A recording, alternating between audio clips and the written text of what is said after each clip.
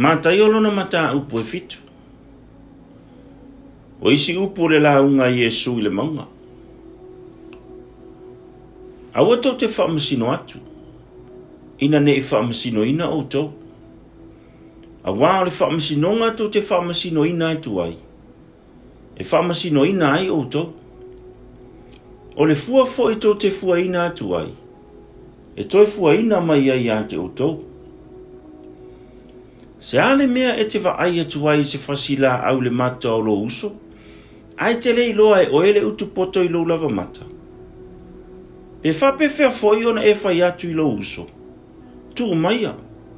So e se le fasila au i lo mata. Wha au ta foi o i lo lava mata le utu poto. O oe nā le pepelo. Ye e mua e tia i le utu poto i lo lava mata. Ona e iloa le le iai lea e se atu le fasila au i le mata o lo uso. Awa tau te avatu le mea pa ia i uli. Awa foi tau te lafua au tau pe nina i lumo pua. Ne i latou soli ai o latou vai. Maliliu mai. I le sae ia ai o tau. Ia o tau o le atu. Ona fua ina mai ai lea ia te o tau. Ia o tau sa ili. Ona o tau mau ai lea. Ia o tau tui atu. Ona tō ina ai lea ia te o tau. Awa ai se o le atu. E maua e ia. O le sa ili foi. E iloa e ia. E tō ina foi i le tui atu. Wai foi se tangata o tau pe au le mailo nā tali i se areto. Nā te avane ea ia te ia se maa. Au le mai foi se ia. Nā te avane ea ia te ia se ngata. O le nei.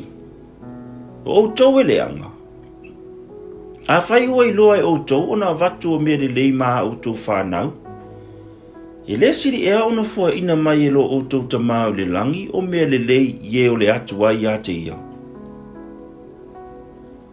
O mea uma foi tau te loto ia whai e tangata ia te o tau. Ia whapea lava ona o tau whai e ia te i lato. Awa o le tula fono lea ma le au perfeta. Ia o tau ruatu le whai te toa wā piapi. Awa e wā tele le whai te toa. E lau telefo i le ala e tau atu i le mālaia. E toa telefo i la ato o e ui atu ai. Awa e wā piapi le whai te toa. E lau i titi fo i le ala e tau atu i le ola. E toa i titi fo i la ato o e maua. Ia o tau ma perfeta pe pelo.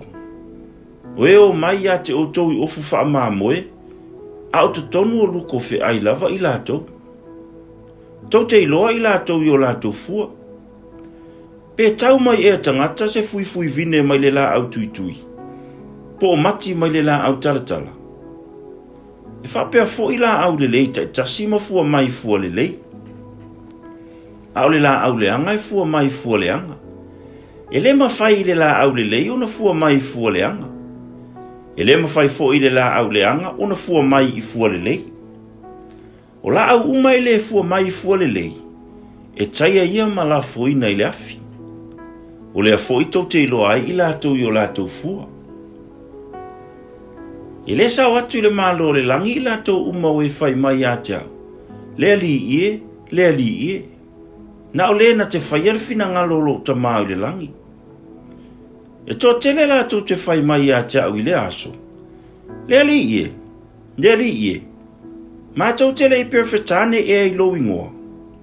O lo ingoa fo ina mātou tuli ai te moni. O lo ingoa fo ina mātou whai ei wāwenga e tele. O no o tau tino atu ai lea ia te i lātou. O tele i loa lava o tau. Ina o ese ia o tau ia ta. O tau o e whai a mi o leanga. O le nei. Ai se whaalongo ia upu nei. Ma whai a eia. O te whatu sa ina o ia e le tangata poto. Wana whaialo na whale i lunga o le papa. O na tō mai lea o wanga. Ua o mai fo i ta whianga. Ua angi mai fo i o matangi. Ua pesi mai lea whale. Aile i pa u lava ia. Awa ua whaavai ina i lunga o le papa. Hai se whaalongo fo ia upu nei, ai le whaia. E whatu saina o ia re tangata walea. Nana whaia lo na whale lunga o leone. Ona tō mai lea o wanga, o mai fo i tawhianga, ua angi mai fo i o matangi, ua pesi mai i lea whali, ona pa uai lea, ua nuti palaina lava. Ua whaai ua Yesu o nei upu, ona matua tau whai ofu ai lea o le motu o tangata ilana mata upu. Awa ua ia awa o ia te ilato e pei o se ua iai le pule, ai le pei o le au tusi upu. MATAIO lona mata upu e valu. O vavenga na whaia Yesu. Ua maliu ifo ia i le maunga. Ona muli mai ai lea ia te i o le motu tangata e tō tele. Whauta foi. Mo saule le pela. O ifo mai ia te ia. Ua whapea mai. Lea li ie. Ai fina ngalo ia e te mawhaia lava ona whamama mai ia te au. Ona apa atu lea Yesu o lona au. Ua pai atu ia te ia. Ua whapea atu. O te loto iai. Ina mama ia oe. Ona mama loa lea o lona le pela. Le fetala iatu lea o Yesu ia te ia. Ia oe ne e ta watu i se tasi. A ia e atu. Nā whaali oe le whai taulanga. Mai a watu le taulanga na poloa i e mose. E whai ma whai longa ia i la tau. Wa o atu Yesu i kapa Naomi. Na sawa i lea ia te ia o tai o toa silau. Wa ai oi mai ia te ia. Wa whapea mai leli ie. Wa ta otola au na le whale ma i le supa. Wa matuati ngā lava. Un fetala i atu lea o Yesu ia te ia. O la o alu atu e wha malolo ia te ia. Wa tali mai le tai o toa silau. Wa whapea mai leli ie. I lea o ngā au ona e uru whale atu i lalo i folo whale. Tau lava i na o mai sau whetalainga. E malolo ai la o ona. Awa au foi, o le tangata ua pule i aile tasi. Ua au pule foi i le au tau. Au whai atu i le tasi. Ina alu ia. Ona alu ai lea. Ma le tasi. Ina sau ia. Ona sau ai lea. Ma la au auna. Ina whaia le nei mea. Ona whai ai lea. Ua whaafafonga i a Yesu. Ona ofo ai lea. Ua whapea atu foi i e ua muli mai. E moni. O te whai atu ia te oto. O te lei loa ia Israelu lava se whaatua whapena o na te lei. O te whai atu fo ia te oto. E to tele o mai se sae ma sifo. E ta oto e ai whaatasi ma apira amo. Ma isa ako ma iako po le malo le langi. A o tangata o le malo. E tu lia ila ato le po liuli i fafo. E ia le tau whaitangi au e ma le lili vau o nifo. Ona whetalai atu ai leo Yesu i le tai o toa se lau. I nā alu ia, e pei ona e whaatua. Ia whaapea lava ona whaia mo e. Ona malolo ai leo lana au ona i lea lava i tu aso. Waulu whale atu Yesu i le whale o Peteru. Ona sila fia ai lea e ia le tina o lana ava, ua ta oto i le mai vevela. Ua pai atu o ia i le limo o le whawhine. Ona te alava lea o le mai vevela ia te ia. Ona tūla i lea o ia, ua au na ia te i lātou. Wa o i la fiafi, ona lātou au mai ei lea ia te i o tangata e tō tele. Ua uru tino ina e te moni. Ona ia tūlia ai lea o nganga i le upu lava. Ua whaamalolo ina fo i e ia o i lātou uma na mamai. Ona tau nuu ai lea o le upu le perfeta o Isaia, ua whaapea mai. O ia lava na ave ina o tātou vai. Mana tau ave o tātou mai. O sila fia Yesu le motu tangata e tō tele, ua vangavangai mai ia te ia. Ona whetalai atu lea o ia o atu i le tasi tu. Na sau lea o le tasi tu si upu. O whapea mai ia te ia. Lea o a oe. O te muli atu ia te oe mea uma e te maliu atu iai. Ona whetalai atu lea o Yesu ia te ia. E whai lua o a lope. E whai fo i mea e momoe ai manu whelelei. Ao le atali o tangata. E le aise mea e moe ai o ia. O whai mai fo i ate i o le tasi o na so. Le ali i e. Tu mai a ia tea. So mua i alu e tanu i lo tama. A ua whetala i atu Yesu i ate ia. muli mai ia te ai tu pea ia ye uoti e tanu i o lātou tangata oti. Ua maliu ae ia i le vaa, ona muli atu ai lea ia te ia ona so. Whaauta foi, ua tō mai lea whātele i le vai, ona o Sofia mai ai lea o le vaa e pe au, a ua tō whāo ia.